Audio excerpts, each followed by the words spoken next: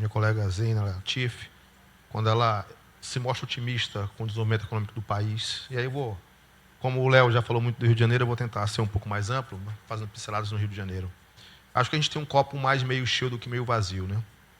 A gente tem uma política econômica no país ainda muito recente, e a gente é muito ansioso, efetivamente. A gente completou esse ano 30 anos do Plano Real, né? 30 anos de início de concessões importantes. Aliás, o Brasil deve muito ao governo Fernando Henrique Cardoso, 8 anos que trouxeram, assim, foram disruptivos na história do país, né? Se a gente pudesse homenageá-lo mais e mais, seria fundamental.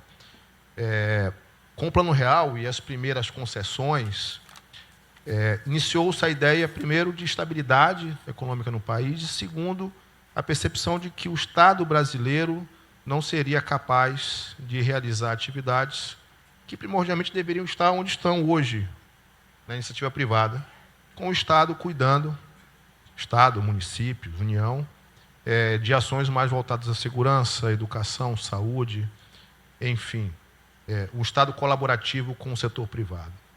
E a gente vem, então, nos últimos 30 anos, por etapas, né? No final dos anos 90, as primeiras concessões no setor elétrico, telecomunicações, nos anos 2000, uma parte mais estrutural de aeroportos, estradas, né? Mais recentemente, de maneira muito, muito importante, o saneamento foi lembrado, né? Imagina, nós éramos o 104º país em infraestrutura de saneamento. Isso é um absurdo do ponto de vista de dignidade da pessoa humana, e somente em meados de 2020 a gente tem um marco legal do saneamento aprovado, e o Rio, nesse aspecto, foi muito feliz. Pego o gancho de sua fala, a competição é importante, porque à medida que o Rio, em 2020, ainda tira do papel o marco legal do saneamento, todo um setor, vários outros estados começam a lançar seus editais, né? A gente teve muito sucesso em ser o primeiro, com grandes números. São números que mostram oportunidades de desenvolvimento. Só com saneamento no Rio de Janeiro temos contratado 32 bilhões de CAPEX para os próximos 12 anos. Significa que aproximadamente 3 bi já foram investidos, 29 bilhões ainda serão investidos em infraestrutura de saneamento no país pelo setor privado. E isso tem um efeito multiplicador imenso na cadeia produtiva, porque passa-se a ter uma relação B2B, uma empresa privada contratando serviços de outras empresas privadas, sem mais o papel do Estado no meio. E fora a OPEX, numa operação como essa, e diversos outros estados começaram a fazer as suas concessões. Sabesp veio, em parte, Rio Grande do Sul, Pará, o governador do Barbalho comentou aqui hoje de manhã que o Pará copia, em parte, o modelo do Rio de Janeiro. Serão algumas centenas de bilhões de reais de investimentos neste setor, que nos próximos anos trarão desenvolvimento econômico para o país, com efeitos em cascata para outros setores.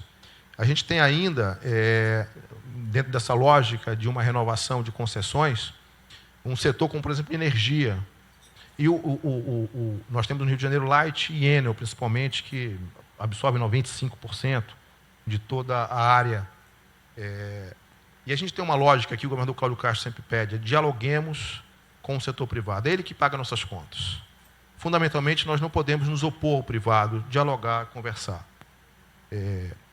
Alguns entes preferem brigar, reclamar, ir para o Twitter ou para as redes sociais. O Twitter é bem antigo já, né? Ir para as redes sociais e bater no privado por qualquer falha.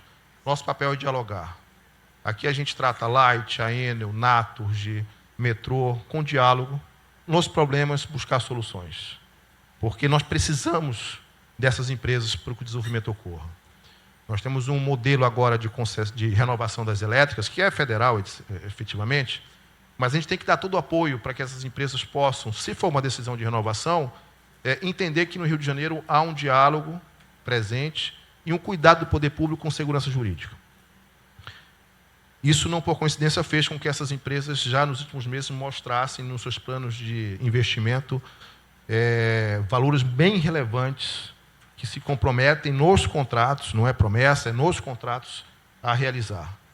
Então, ao invés de brigarmos com o privado, nós estamos dialogando. E de que modo nós podemos corrigir a nossa burocracia, os nossos entraves para que esses investimentos ocorram? Melhor licenciamento, rapidez nas licenças. Ontem mesmo, uma reunião longa com o Léo presente, com a Firjan, menino de quase 3 horas, a gente passou 17 pontos, eu lembro exatamente, 17 pontos, e 1 a 1 a gente foi trabalhando de que modo, desde uma licença dos bombeiros, a uma questão fiscal mais grave, que passa por legislação, que passa por regulamentação, por lei, mas 1 a 1 sendo tratado. Porque o objetivo ali é tratar o empreendedor como ele deve ser tratado, com respeito, com gerador de riqueza, com formador de mão de obra, com empregabilidade para o povo brasileiro. A gente tem, com isso, alcançado resultados interessantes. O Estado do Rio de Janeiro realmente sai de algumas posições muito ruins nos últimos anos, e aí não é competição contra os estados. Quando a gente vê a fala dos governadores na parte da manhã, a gente vê que as agendas são muito comuns. E nessa lógica de cada governador, cada estado mostrar as suas oportunidades, as suas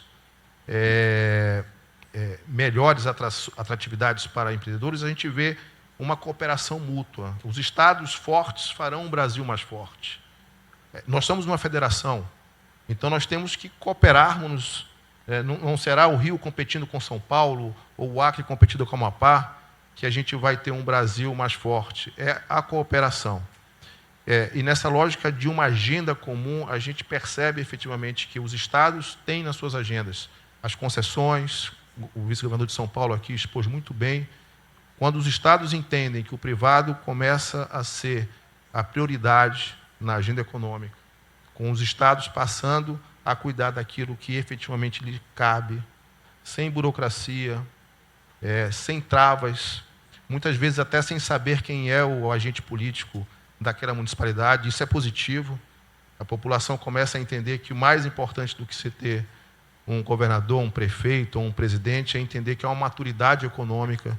E aí, nesse modelo, a gente está ficando muito parecido com os Estados Unidos, né? Passa presidente, muda presidente, e é uma economia mais estável. Eu acho que a gente começa a passar por isso. As eleições a cada 2 anos, elas têm aqueles pequenos terremotos de meses ou até semanas, mas depois a economia segue numa normalidade. O sistema financeiro já aprendeu a conviver com isso, e eu acho que o setor de infraestrutura também começa a conviver com isso. Então eu vejo, senhores, que o Brasil, sim, é um país, e os estados como um todo no Brasil são oportunidades para investimento. Nós vemos muitos países na Europa, principalmente, próximo de depressão econômica, seja pela incapacidade de crescer, por falta de consumo, seja por problemas estruturais, que algumas vezes que passam até por crises energéticas que de longe nós temos no Brasil. Nós temos muito capital no mundo não alocado em investimentos por falta de oportunidades.